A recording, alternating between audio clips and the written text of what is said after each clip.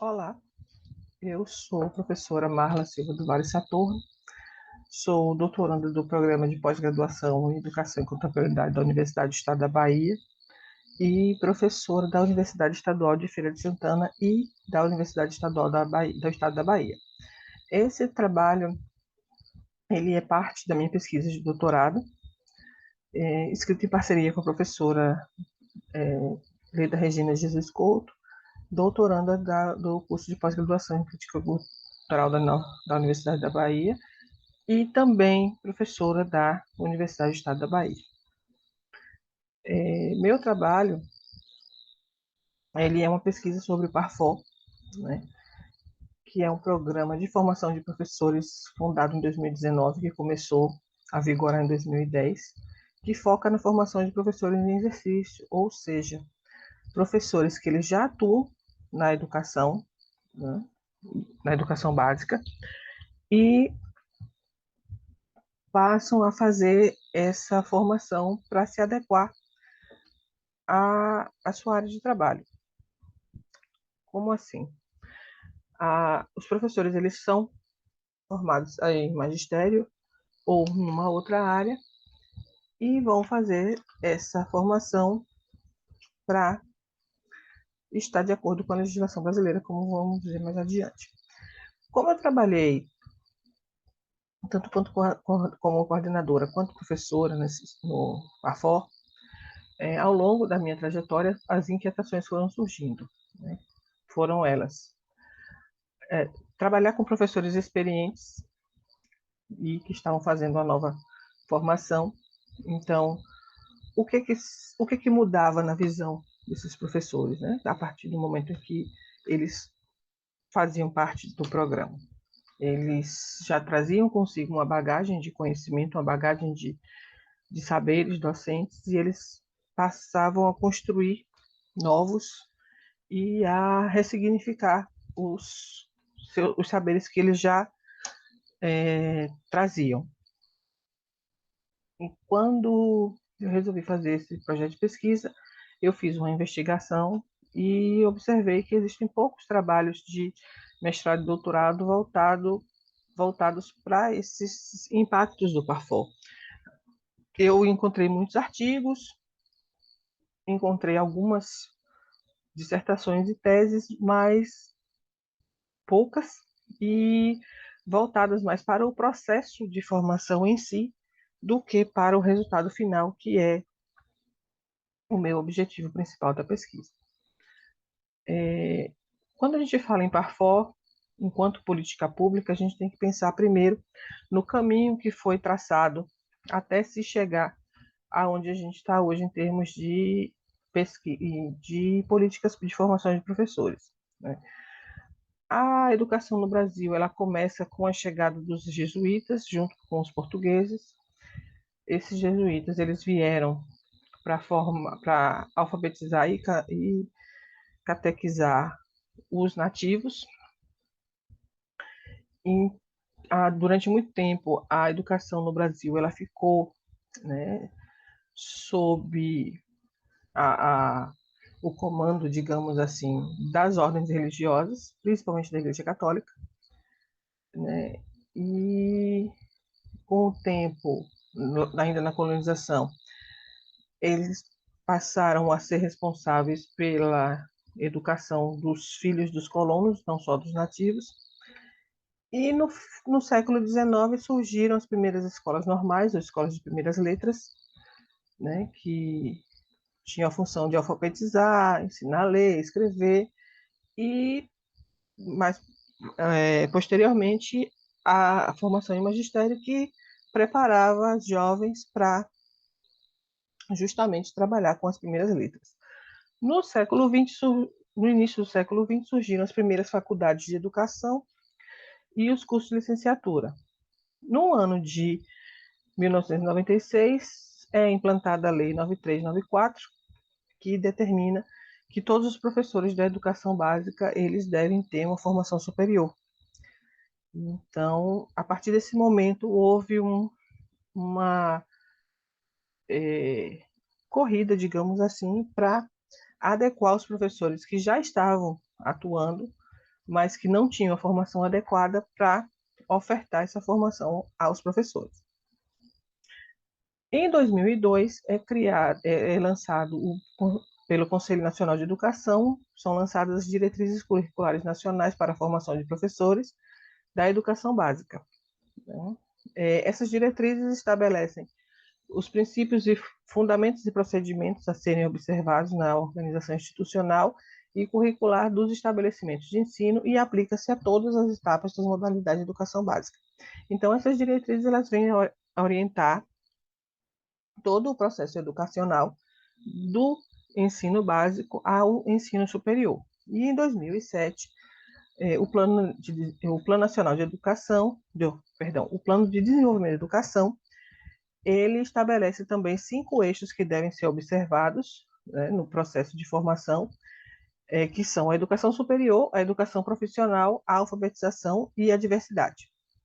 E dentro desse Plano de Desenvolvimento da Educação é criada a Universidade Aberta do Brasil, que é uma universidade com foco em educação à distância, com o objetivo de formar e qualificar professores na modalidade EAD, principalmente em comunidades onde, pela distância, o acesso à universidade não é muito fácil.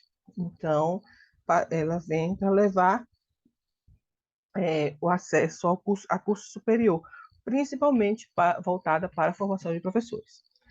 Né?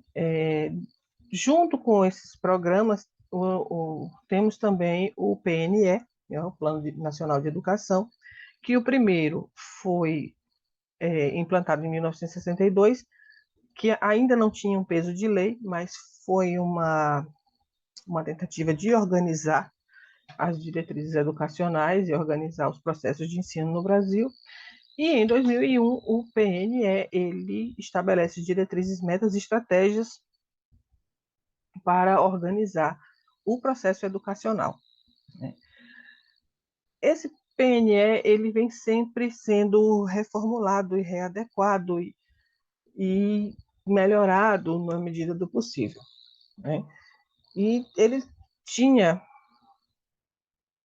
traz as metas a serem cumpridas e dentro dessas metas, as voltadas para a formação de professores são as metas 15 e a 16, que elas já existiam, mas no de 2014, né, elas tomaram o formato que tem hoje, que é garantir, na meta 15, garantir em regime de colaboração entre União, Estados, Distrito Federal e os municípios, né, a política de formação de professores para que a lei de diretrizes de base, a lei 9394, ela seja, né, cumprida, assegurando a todos os professores a formação em nível superior, né, seja em licenciatura ou em pedagogia. E a meta 16 é ofertar cursos de pós-graduação e garantir aos professores essa formação. Então, essa legislação, ela cria a base, o suporte para a criação dos cursos de formação de professores. Né? Em 1998, com o objetivo de cumprir a Lei 9394, que é formar em nível superior os professores não graduados da rede básica, a Universidade do Estado da Bahia ela lança o programa Rede UNEB 2000, que tem esse nome por causa do seu objetivo de formar 2.000 professores, né, pelo programa. Esse programa, ele, de certa forma, ajudou a construir os programas que foram implantados nacionalmente depois, como o PROESP, o PROFORMA e o PARFOR, que é o foco dessa investigação. Então, esses cursos, eles tinham esse mesmo objetivo de formar os professores, de adequar os professores à legislação, e o PARFOR, ele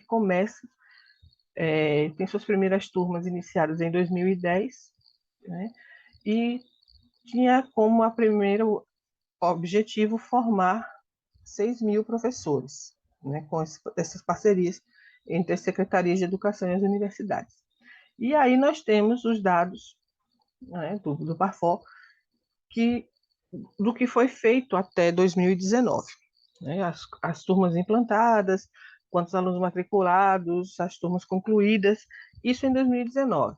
Em 2022, eu refiz esse questionamento perante a CAPES e ele me foi informado que havia 32 turmas ativas do Parfor em 2022, com 7.300 alunos matriculados e previsão de abertura de novas turmas agora em 2023.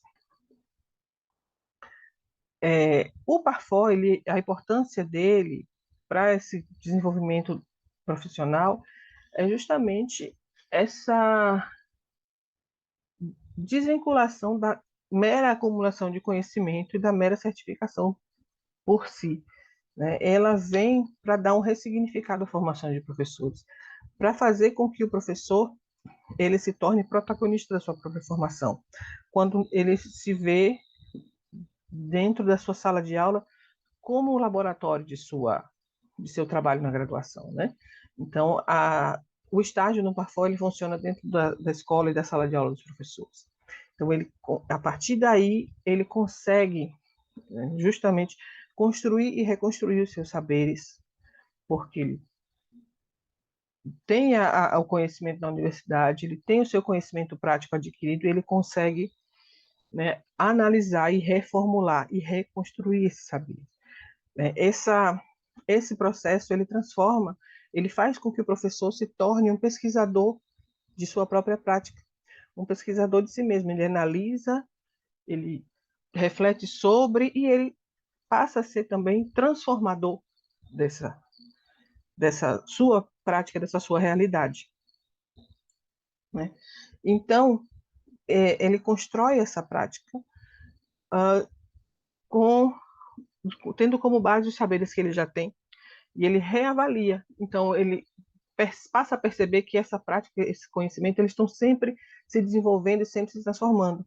E esses professores, eles vão ter novas teorias, novas práticas, novos saberes que vão interferir no que eles já têm. E, então, por isso que eu chamo de construção e reconstrução de saberes, porque ele constrói um novo saber e, a partir desse novo saber, ele reconstrói o que ele já tem, o que ele já traz.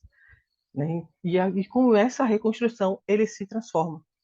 Então, o programa, ele, dentro dessas políticas, ele ajuda a formar professores pesquisadores, a formar professores reflexivos sobre a sua prática e professores capazes de transformar os seus saberes e as suas práticas. Né? Então, é isso que se trata esse trabalho, é isso que nós observamos dentro dessa questão do Parfor enquanto uma política pública de formação. Aqui são as principais referências, há outras que podem ser vistas no trabalho completo. E muito obrigada.